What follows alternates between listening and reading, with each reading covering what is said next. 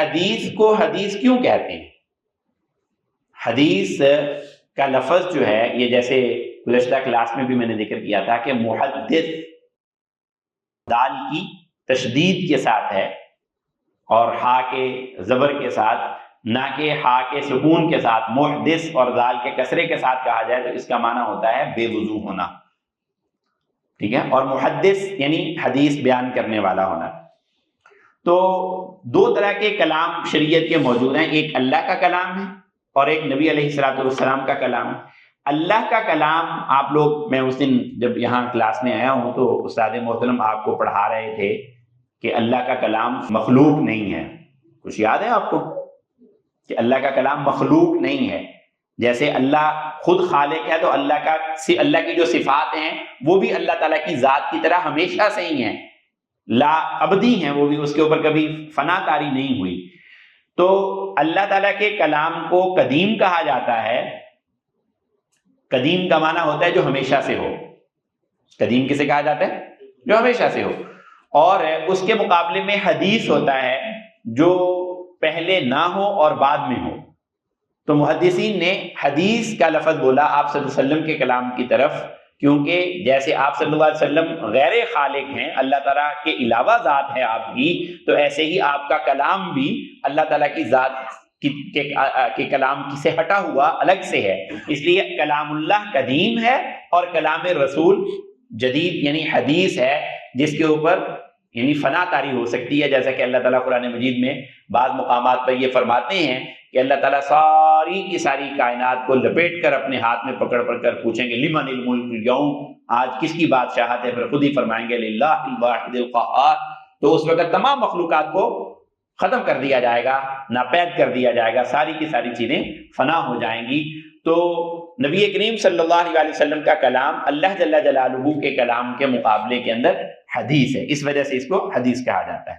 اور دوسری وجہ تسمیہ کہ حدیث کا معنی ہی چونکہ بات ہوتا ہے، قول ہوتا ہے، گفتگو ہوتا ہے، تو کیونکہ آپ صلی اللہ علیہ وسلم کی گفتگو اور آپ کی باتیں جو ہیں وہ اس ذخیرے میں ہم جمع کرتے ہیں اور اس عنوان سے پڑھتے اور پڑھاتے ہیں، اس لیے اس کو حدیث کہا جاتا ہے۔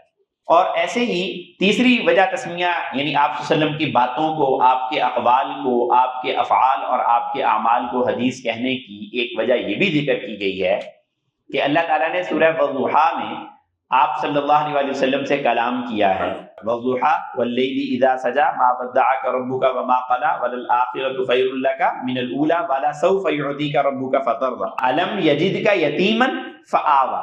یہاں پہلے کیا کہ آپ کو یتیم پایا اور ٹھکانہ دیا، اور آگے کیا کہا؟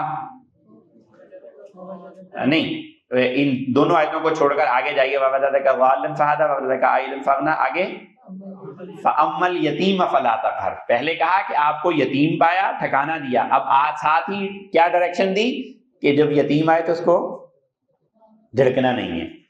پھر کہا کہ وَوَجَدَكَ عَائِلًا فَأَغْنَىٰ، تنگ دست مال دیا، اس کے ساتھ جڑتی ہوئی اگلی آیت ہے اما السائل فلا تنہر، اگر مانگنے کو آئے گا تو اس کو نہیں ڈانٹ ڈپٹ کرنی۔ وَوَجَدَكَ ضَالًّا فَهَدَىٰ، یعنی جب بھی کوئی انسان اس دنیا میں آتا ہے تو اس کے پاس علم نہیں ہوتا۔ اللہ تعالیٰ خود قرآن میں کہتے ہیں کہ تمہیں یخلقکم فی بطون امہاتکم لا تعلمون شیئا، کہ جب تم انسان جو ہے وہ دنیا میں آتا ہے تو وہ کچھ نہیں جانتا ہوتا، لیکن اللہ تعالیٰ نے اس کو کان، آنکھیں اور دل دیا جس کی وجہ سے وہ علم حاصل کرتا ہے۔ تو نبی کریم صلی اللہ علیہ وسلم کے بارے میں بھی یہاں پر یہ فرمایا کہ وَوَجَدَكَ ضَالًّا فَهَدَىٰ، یعنی آپ پہلے وحی نہیں آئی تھی تو اس لیے راستہ معلوم نہیں تھا، جب وحی آ گئی تو ہدایت مل گئی۔ ضال کا معنی وہ والا ضال نہیں ہے جو اردو میں گمراہ کو کہا جاتا ہے، میں اس معنی کو واضح کر رہا ہوں۔ تو یہاں پر یہ کہا کہ وَوَجَدَكَ ضَالًّا فَهَدَىٰ، اور آخری آیت آئی وَأَمَّا بِنِعْمَةِ رَبِّكَ فَحَدِّثْ، کہ آپ کے پاس راستہ نہیں تھا، راستہ دکھایا، لہذا آپ اس راستے کو فحدث بیان کیجئے۔ تین چیزیں ہیں، تین ہی اس کے تین نعمتیں عطا فرمائی اور تین ہی اس کے حوالے سے حکم دیے کہ یتیمی تھی، اب یتیم کے ساتھ اچھا سلوک کرنا، ناداری اور تنگ دستی تھی، لہذا اب سائل کو کچھ نہیں کہنا، اگر علم نہیں تھا اب علم آ گیا تو فحدث، آپ اس کو بیان کیجئے، جو اللہ نے حکمت آپ کو القاء فرما دی ہے دنیا۔ آپ نے خود فرمایا کہ اللہ نے مجھے اگلوں اور پچھلوں کا سب کا علم مجھے اللہ نے عنایت فرمایا، تمام انبیاء سے زیادہ علم عطا فرمایا۔ اس علم کے عطا فرمانے کی حالت اور اس سے پہلی حالت جب علم نہیں تھا اس کو اس آیت میں ذکر کیا کہ وَوَجَدَكَ ضَالًّا فَهَدَىٰ، اور اسی کا ہی اگلا حصہ جو ہے وہ کہ اس کا آگے اثر کیا ہونا چاہیے آپ کی ذات اقدس پر، وَأَمَّا بِنِعْمَةِ رَبِّكَ فَحَدِّثْ، کہ اللہ تعالیٰ نے آپ کو یہ حکمت اور اگلوں پچھلوں کا علم دے کر اللہ تعالیٰ نے آپ کے اوپر نعمت کا کمال فرمایا ہے، اتمام فرمایا ہے، فحدث، لہذا آپ اس نعمت کو بیان فرمائیے، ارشاد فرمائیے۔ تو اس فحدث کے لفظ سے یہ حدیث کا لفظ آپ صلی اللہ علیہ وسلم کی باتوں کے لیے نکلا ہے۔